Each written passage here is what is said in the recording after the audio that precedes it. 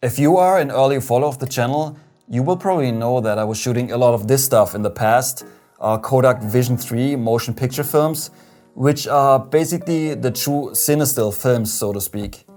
And in this video, I want to share with you another way how we can shoot this without the hustle of developing at home. Hello guys, welcome back to the channel. If you haven't picked up my X-Pen zine, you can do so now because there are not that many left, so hurry up. And in this zine, where I took like a lot of photos around the world, street shots with my X-Pen, there's also a photo in there that I shot with this here, like Kodak Vision 3 250D, a film that I really like. As you can see, this box is still unopened, so there's still a lot of film to shoot. And you can also pick up my color profiles for Lightroom, which make it really easy to edit photos. For me, it takes roughly 10 seconds to give a photo the look that I want. If you're interested, you will also find the link in the description box down below. You might ask yourself, what is this new thing that is so exciting that he is doing a video about it? Well, let's start from the beginning. A couple of months ago, a friend told me about this new company that are offering bulk-loaded Kodak Vision 3 motion picture films, but that is nothing new. That has been done before, and there's always the option to buy CineStill film. Now, the main difference is that they are also developing in ECN2 chemicals, which is very different than C41. Sure, you can remove the remjet layer and develop your Kodak Vision 3 and C41, but that comes at a cost, and the cost is less quality. Sure, you can pick up CineStill films which have the remjet layer already removed, but the problem is around bright light sources you will get these crazy halos, and I'm not a big fan of that. And also, CineStill films are pretty expensive. And because the company is not very far located from where I live, I asked them if I can stop by and check out their office. The name of the company is Silbersalz35. And as a disclaimer, they never asked me to do a video, and nor did they pay me to do a video. The only reason I'm doing this video is because I really like their products, and I think it's very important for the film community. And that's why I decided I want to make a video and share their product with you. Actually, Silbersalz35 isn't a photography company. Basically what they are doing is they are filming commercials for big clients, and they are filming them on film. And at one point, they had the idea to develop the film in-house, and then they thought, hey, why not sell our service to photographers because they might like it. When you go to their website, you will find these boxes here. And these boxes contain 4 rolls of film. They have the 50D, the 250D, the 200T and the 500T. You can mix it up, or you can just stick to one film stock. Now, these boxes are absolutely over-engineered. They're really nice, and they're also branded with Silbersalz35. When you open them up, you can see the film rolls. These are not Silbersalz film rolls. I just put them in here, so there's something in there. And the nice thing about these boxes is that you can keep them. Even if you send in the film to get it developed, you can keep them, or you can send them in. It's up to you. But the nice thing about this box is that usually I have other film boxes, and usually if I put them in my backpack, at some point they will just accidentally open up and the film will just be all over the place. Not with this one, because it's not gonna happen. This is what I really like about these boxes here. Now, after shooting these 4 rolls, you will send them back to Silbersalz, and they will develop and scan the film for you, which is already included in the price. When you order your film, you will also get this card here. This card is basically a voucher for developing and scanning, which is, like I said, included in the price. And on here, they will give you a couple of options. You can have your film pushed, maybe you can see it pushed or pulled, or you can opt for bleach bypass if you so desire. But the thing is, that's what you have to keep in mind is that you cannot just have one roll pushed or pulled or whatever. This will apply to all 4 rolls, so keep that in mind. And don't worry if you don't live in Germany, because they told me that most of their customers come from overseas because it's such a unique and awesome product. After you send your films in, it will take roughly 2 to 3 weeks until you get your scans back. This is because of the high demand they have right now. But the cool thing is, in the future, they will have a custom-made machine that will do all the developing for them, And then they are aiming for a turnover time between 5 to 7 days, which isn't that bad at all. Talking about scanning, when I visited their office, I was really impressed by their scanner. They don't have like a typical Noritsu or Frontier scanner like Photolabs usually do. Because they are a filming company, they are using a Blackmagic scanner, and that one is so fast. So it scans up to 30 frames a second, and the files are really nice. What they are basically doing is they will scan each roll 2 times just to make sure they preserve all the details in the highlights and the shadows. And that results in a 16-bit TIFF file. Yes, you've heard it right, 16-bit TIFF file. And the files are usually 20 megapixels roughly. And the thing is, each file is 500 megabytes. And zipped it's still 250 megabytes, which is massive. They also will give you JPEGs, which are pretty good. You can also work with the JPEGs and do a little fine-tuning. But the real cool thing is that you get TIFF files that are so nice. They're almost like RAW files, so you can do a lot with them. That's really nice.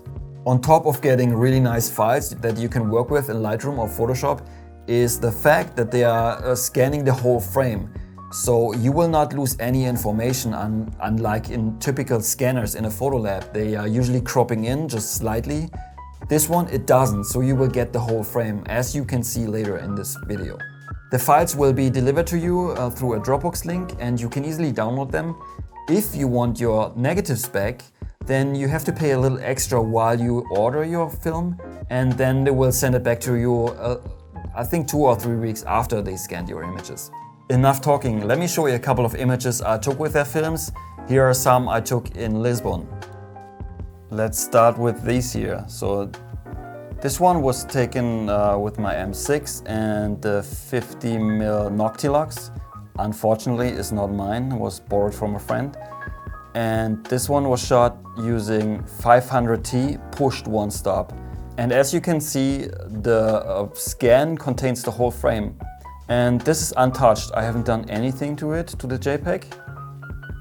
Here is another one. Same thing. And here's a little edit. Just cropped in to get rid of the borders, and basically that's it. Just a little bit more contrast. Next one. This was shot with the 28mm Silbersalz. Also not mine, unfortunately. Also borrowed from my friend. And that's how it looks like, tweaked a little. Also 500T.